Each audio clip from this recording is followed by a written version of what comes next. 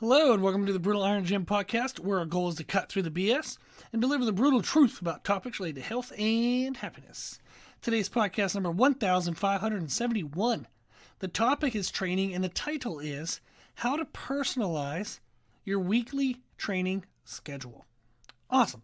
So we've been doing some How to Personalize podcasts, and this was a request.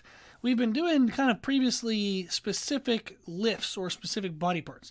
So the most recent one we had was podcast 1563, which was how to personalize your bench press training. We also had podcast 1559, how to personalize your back training.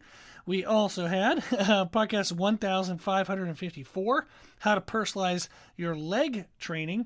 And I think we have one more. I have to go to the next page here. Was podcast 1550 is how to personalize your chest training. So we've done a lot of how to personalize. I had somebody reach out and they asked if I would talk about just general weekly schedules. So they loved the personalization podcasts and they kind of wondered, well, you're talking about how to train my chest, but when should I train my chest? And I was like, well, this is an awesome topic. So we're going to get into it. The idea here is we want to create a weekly workout schedule that best matches your needs. Now, mass programs, when you look at programs written for anyone, they are going to take a stab at, a guesstimate at what most people need. Now, if they're a good trainer, they're going to be aware, okay, most people have crappy posture, so I want to be working on things with posture. Most people have weak core, so I want to be doing some things that'll help improve their abdominal strength and bracing. And then we know, okay, for most people, if I want to create a healthy program, I have to balance the amount of pushing movements versus pulling movements, the amount of squatting kind of knee bend focus where my torso stays upright movements with hip hinging movements where my torso has to change angle. So good programming can be general to what most people will need, and for most people it'll get good progress. However, if you want to learn more, if you want to take that next step, it would be helpful to learn how to personalize your programming.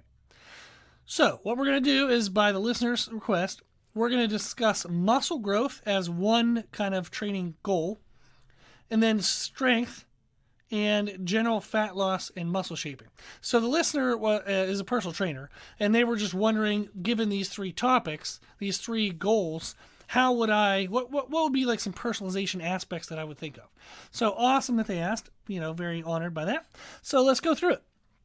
So muscle growth is how they train. They do bodybuilding and kind of body aesthetics. And then they said, like they also have clients that have similar goals. So what's one way or what's a way that we could personalize their weekly workout schedules? One thing I do is to think of a body part list. So I think of all the body parts I could train, not individual muscles because that would be too long of a list. So I'll give you the list that I think through here in a second. But what I would do for each body part is I want to kind of number them from most important to least important.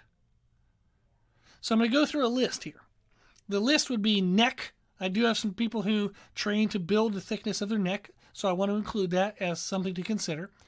Then I have chest, back, shoulders, triceps, biceps, forearms, core, glutes, quads, hamstrings, calves. So that's pretty much head to toe, unless you also want to train your ears.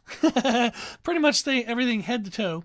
That's going to be kind of body parts that we could think of for a workout.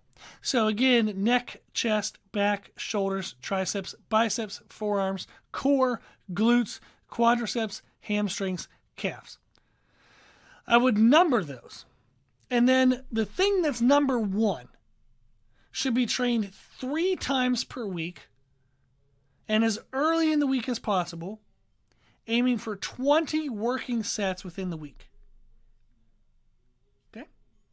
Now, the reason why we want to train it as early in the week as possible is because we're most fresh, we have the most energy, so we would get the best quality of training. But then also, as your schedule and weekly kind of life goes on, you might miss a workout or have to reorganize your workouts. So the more you can get of the important things in earlier in the week, the less likely you are to miss those things. Now, if you have to train them, you can train them every other day, Monday, Wednesday, Friday. That's one idea. Or you could even do back-to-back days. So maybe I train it Monday, super aggressive, and then I touch on it again Wednesday and Thursday. So I might do 10 working sets on Monday, 5 working sets on Wednesday, 5 on Thursday. That gives me 20 total working sets for the week.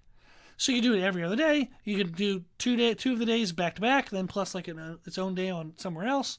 But the idea is to schedule it 3 times a week, try to get 20 working sets, and try to do it as early in the week as possible.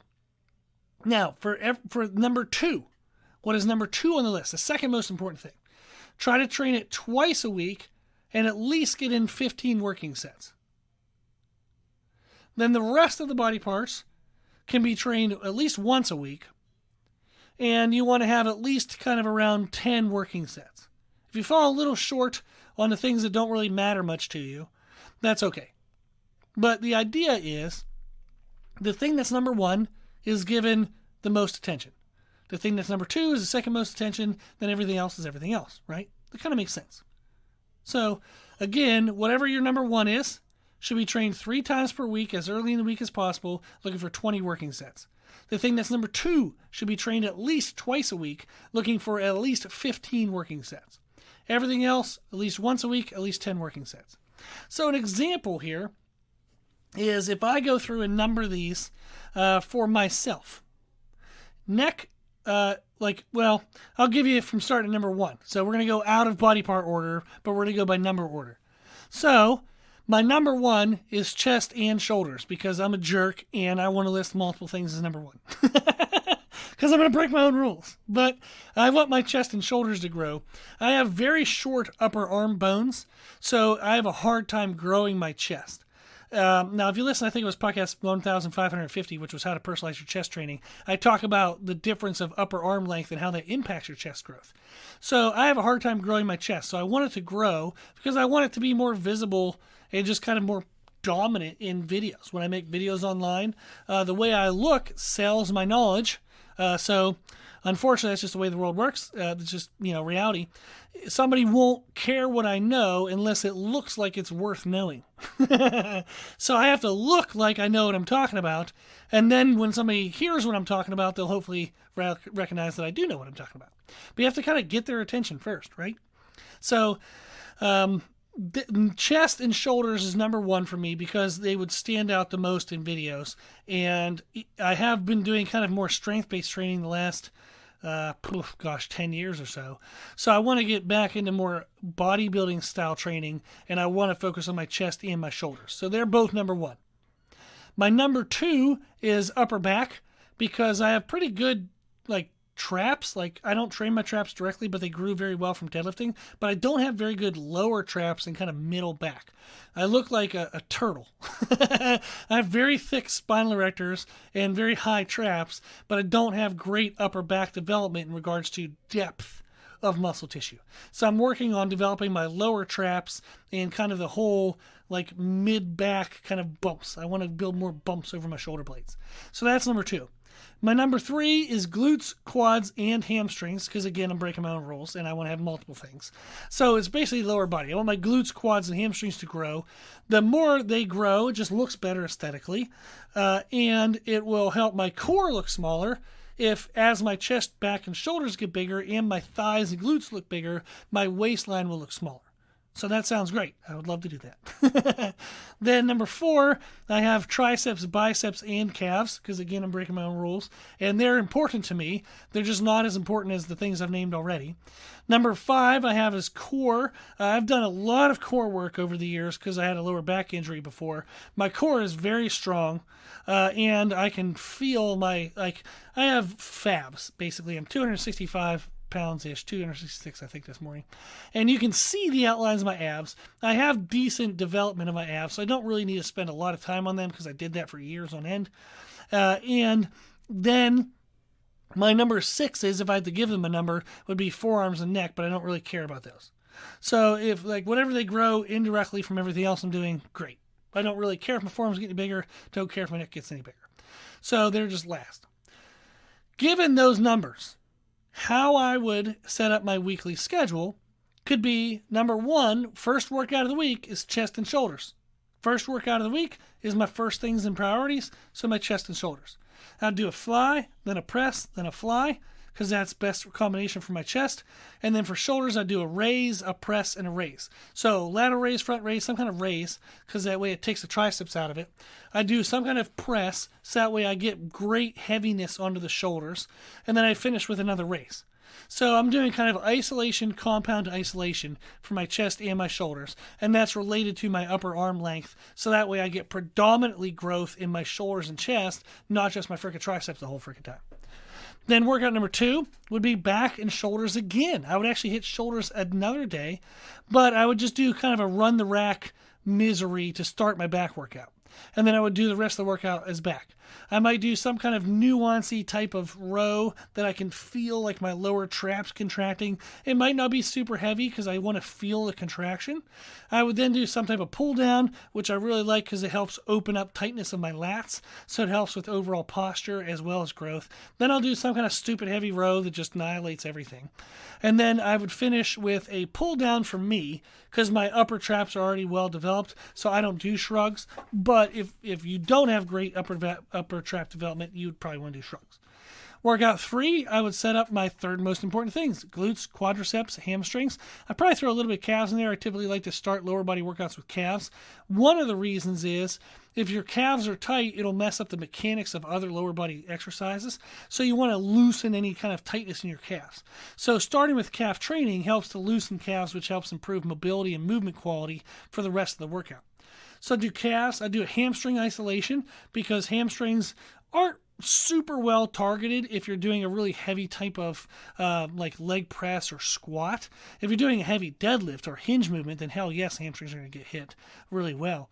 But if you're doing a squat as your main lift for the lower body movement or a leg press, those are going to be more quad dominant and kind of glute involved. You're going to miss the hamstring there. So I do calves, then I do hamstrings. I then do a quadricep isolation, so that way I don't need as much heavy weight on my compound movements, so it doesn't thicken my core. I then would do some kind of major compound, whether it's squats that day, whether it's a leg press variation, hack squats, whatever goofy kind of major heavy misery thing I want to do. And then I do a unilateral like type compound movement, whether that's walking lunges, Bulgarian split squats, step ups, something where each leg has to work independent of the other. And I have to maintain a pretty upright torso the whole time. I don't want a ton of torso angle change in the movement. That way I'm focusing a lot of glutes and I'm getting good kind of quadricep involvement and a little bit of hamstring in there as well. So that's kind of how I'd structure my lower body workout. Workout 4, I'm going to come back and hit chest again. I'm going to hit my shoulders again and a little bit of biceps and triceps. So for chest, I would do a fly, then a press. Then for shoulders, I'd do a raise, then another press. But I'd probably do a blended like 45 degree or 60 degree incline. So that way I'm getting both chest and shoulders in that. So upper chest and shoulder development. And then to finish, I would do a circuit with lateral raises, some kind of tricep extension, some type of bicep curl. So that way I get a little bit of arms in there since they are ranked number 4 on my list. But I get the extra shoulder work as well. Workout number 5, back, glutes, quads, hamstring, calves. I'm kind of cleaning up the week, hitting the rest of everything that's important. So again, I start to work out with calves because it improves the quality of everything else. Do some type of heavy aggressive row. Then I do a hamstring isolation, some kind of lower body compound movement, then a lower body unilateral movement. And typically I would pair together either the hamstring isolation with another back exercise after the row, or I would wait till the lower body unilateral movement and I would pair some type of pull up or pull down. So I get a little bit of extra back touch on that day. Then workout 6 is typically just some core work at home. I'll pick a YouTube routine or just make up my own routine, but I do that on Saturday or Sunday and get a little bit of core work. Cool. So that would be how I would set that up. You go through your body part list, you rank 1 till whatever of most important to least important. The most important thing, number 1, you want to train 3 times per week as early in the week as possible, looking for 20 working sets. Number 2, should be trained twice a week, looking for 15 working sets. Everything else trained at least once a week, looking for 10 working sets. There you go. That's how you personalize and set up your weekly workout structure for muscle growth. Now, the next section we talked about was strength. That's what the what the listener wanted to learn about. For this one, super simple. You want to prioritize, do you want to focus more on squats versus deadlift? So pick between those two. And then do you want to focus more on bench press versus overhead press? Pick between those two. If you're in powerlifting, you're going to want to pick squat more important than deadlift. And typically the reason why is because you're going to train squat first in the week and deadlift later in the week. If you're a little fatigued going into your deadlift workout, that matches the way you're going to feel at a powerlifting meet because deadlift is done after squats. So I like having squats earlier in the week and deadlift second because if I'm deadlifting in a little bit of a fatigued state, that better matches the quality and what's going to feel like when I do a powerlifting meet. Now, bench press, you're going to prioritize over overhead press if you're a powerlifter. Now, if you are a strongman competitor, you're probably going to prioritize deadlift over squat and overhead press over bench press. You might do the other one. So, with that structure, you're going to kind of decide what's more important, squat versus deadlift, what's more important, bench press versus overhead press. Then, throughout the week, you're going to aim for at least 3 workouts in the week, probably 4 will be better, and you're going to use an upper body versus lower body split. You're going to start with the lower body lift that you prioritize as number 1. Then the next workout, you're going to do the upper body lift that you prioritize as number 2. And then you go back to the lower body, then back to the upper body. So for a powerlifter, it might be squat is workout 1, bench is workout 2, deadlift is workout 3, overhead press is workout 4. If you're a strongman competitor, it'll probably be deadlift is workout 1, overhead press is workout 2, squat is workout 3, bench press is workout 4. You might not even bench press. You might just do an overhead press accessory day. Same thing as a powerlifter. You might not overhead press. You might do a bench press accessory day. But that's how you would set up your workout schedule. Is you want to do the most important lower body lift as workout 1, the most important upper body workout lift as workout number 2. Then you do the next lower body workout as workout 3. Then the next upper body lift is workout number 4. That's it. That's pretty much it. So, and then what you do on those days, there's a million theories. If you want to learn about powerlifting, we have our powerlifting template that's available online. It's $100. It's 50 pages of programming information. It'll teach you how to personalize all of that and tell you what to do per workout. So you can check that out on our website, www.personalizegym.com. Okay, and it has an educational podcast paired with it, so you can learn all about that program before you decide to buy it or not. But that'll give you more and more details. Then, if your goal is fat loss and muscle shaping, if you train 3 times a week or less, you want to do full body workouts. If you train 4 times a week or less, or more, 4 times a week or more, then you want to do lower body versus upper body workouts. So you're going to do predominantly a lower body workout, predominantly an upper body workout. So if you train 3 times a week or less, it's a full body circuit. Now, you can kind of place a greater emphasis and do heavier variations of either lower body or upper body, and then the next workout flip-flop that, then the next workout flip-flop that. I do that with clients all the time. So it kind of depends on what you want to do. But in general, you do a warm-up for the shoulders, core, and hips. You can listen to podcast 1112 for the best warm-up routine. You can find that on our website, www.personalizegym.com. But you do some type of warm-up.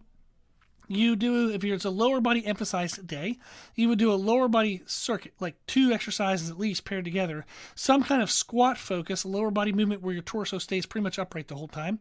And then you do some type of hinge focus where the upper body is tilting up and down, up and down. Think of like an RDL, stiff leg deadlift. So your chest and body start upright, then you tilt to the floor, then you go upright, then you tilt to the floor with every single repetition. So that's like a hinging at the hip. So you want to pair together a knee bend, like a squat variation with a hinge variation, and do that kind of back to back. Then you would do an upper body circuit, push and pull, back to back. And then you could choose to finish with a full body circuit, just things that just annoy the crap out of you and get you crazy out of breath. And that could be a good kind of overall workout structure. If you're doing 4 workouts a week or more, then you're going to do a lower body dominant workout and then an upper body dominant workout. So you're going to go back and forth, back and forth, back and forth. So the lower body dominant, you might choose to do the warm-up, then maybe a major lower body compound lift, whether that's a major squat or a major hinge variation. Then you do a back-to-back 2 exercises paired together, a superset, of another kind of squat variation and another hinge variation, so just one for each. And then you might finish with a full body workout circuit. So maybe push-ups, planks, different types of maybe one-arm dumbbell rows, just things that are full body, but they're not as heavy because you're already worn out at the end of the workout. Then for the upper body workout, again, you would do a warm-up for the full body. Then you do maybe a major compound push movement for that day, or maybe major pull movement for that day. Then you do a push-pull superset, and then a full body circuit to finish. Okay? So that is how you can personalize your programming, your weekly training schedule. If your goal is muscle growth, we talked about that one. If your goal is strength, it's pretty much squat, bench, deadlift, overhead press. Or if you're a strongman, deadlift, overhead press, squat, bench. That's kind of your weekly workout structure.